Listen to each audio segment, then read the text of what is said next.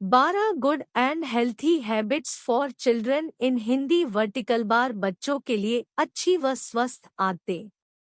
इस विज्ञान के युग में बच्चों के संस्कार व उनकी आदतें बहुत जल्दी बदल रही हैं। बच्चे बहुत जल्दी ही बुरी आदतें सीख लेते हैं, जिसकी वजह से उनके शारीरिक व मानसिक विकास पर बहुत गहरा प्रभाव पड़ता है।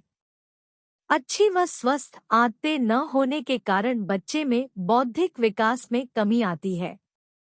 वह दूसरों से घृणा व अविनम्र व्यवहार करने लगता है। बच्चे को उसके बचपन से ही अच्छी आदतें, गुण व संस्कार देने जरूरी है, क्योंकि उसी से ही उसके व्यक्तित्व का निर्माण होता है। बचपन में सिखाई गई चीजें बच्चे के भविष्य की नींव की तरह होती है, जो उसके आने वाले भविष्य का निर्माण करती है। इसलिए बच्चे के शुरुआती समय में ही उसे अच्छी व स्वस्थ आदतें सिखाना अत्यंत ही आवश्यक है। आप एक जागरूक नागरिक हैं और आप अपने बच्चों को नीचे दी गई बातें को जरूर सिखाइए। उन्हें अच्छी चीजों से प्रेरित कीजिए। एक, बच्चों को फोन से दूर रखना। आज के इस आधुनिक युग में स्मार्टफोन सबसे महत्वपूर्ण उपकरण बन गया है। इसी आधुनिकीकरण की दौड़ में हम अपने घर के छोटे बच्चों को भी सम्मिलित कर रहे हैं। स्मार्टफोन के बहुत सारे फायदे भी हैं और बहुत सारे नुकसान भी हैं।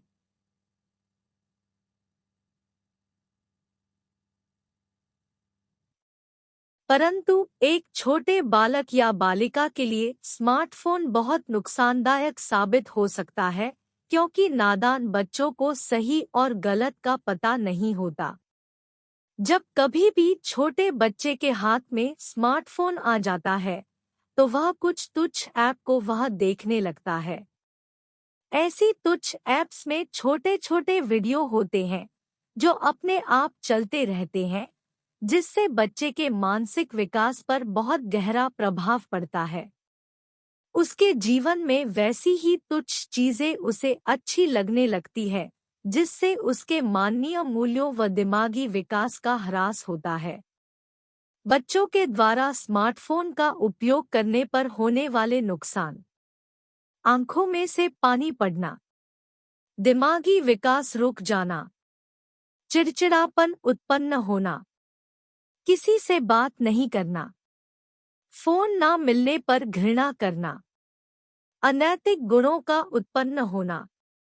स्मार्टफोन के द्वारा होने वाले नुकसानों की लिस्ट बहुत लंबी है। जितना हो सके अपने बच्चों को स्मार्टफोन से दूर रखिए।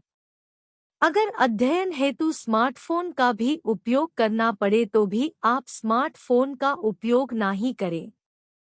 इसके बदले में आप लैपटॉप या डेस्कटॉप कंप्यूटर का उपयोग करें, क्योंकि लैपटॉप व डेस्कटॉप कंप्यूटर स्मार्टफोन की तुलना में ज्यादा खतरनाक साबित नहीं होते।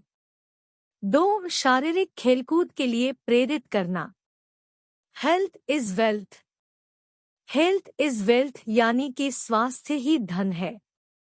आपने इस अंग्रेजी कहावत को जरूर सुना होगा। यह कहावत बहुत हद तक सही बैठती है।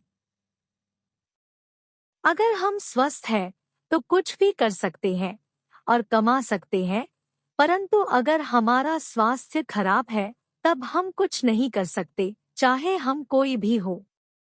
इसलिए अपने बच्चों व खुद के स्वास्थ्य पर ध्यान देना बहुत जरूरी है। उनके खेलने कूदने पर विशेष रूप से ध्यान रखें। अगर आपके बच्चे पूरे दिन घर में रहते हैं, तो यह संभव है कि वे शारीरिक प्रतिक्रिया में कोई भाग नहीं लेते होंगे। तो आप उन्हें प्रेरित कीजिए कि वे अन्य बच्चों के साथ कम से कम घंटे भर खेलने जरूर जाएं, ताकि उनके दिमाग में नए विचारों का आदान प्रदान हो तथा शारीरिक व मानसिक स्वास्थ्य में सुधार हो। अगर आपके आस पड़ोस में कोई छोटे बच्चे नहीं हैं, तो आप खुद भी अपने बच्चों के साथ खेलने का प्रयास कर सकते हैं। 3. बच्चों का खेल समय निर्धारित करना। बच्चों का शारीरिक खेलकूद में भाग लेना बहुत ही अच्छा है, पर ध्यान रहे यह तभी तक अच्छा है जब तक यह नियंत्रण में है। अगर आपके बच्चे अपना अधिकांश समय खेलने कूदने में लगा देते हैं, तो फिर यह बुरा साबित भी हो सकता है। जब बहुत सारे दोस्त मिलकर गेम खेलते हैं, तो यह बहुत ज्यादा मनमोहक बन जाता है, जिसकी वजह से खिलाड़ी उसे छोड़ नहीं पाते हैं।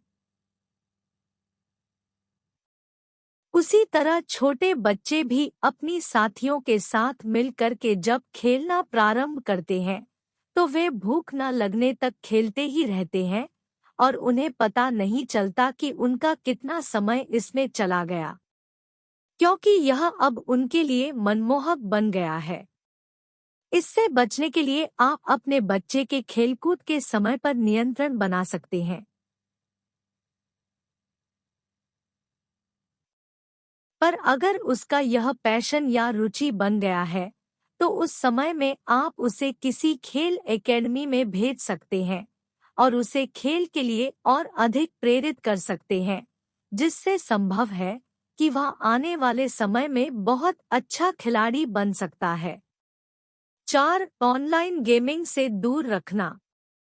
आपने यह निश्चित कर लिया होगा कि आप अपने फोन को अपने बेटे या बेटी को नहीं देंगे और यह मान लिया होगा कि वे इंटरनेट की दुनिया से दूर रहेंगे।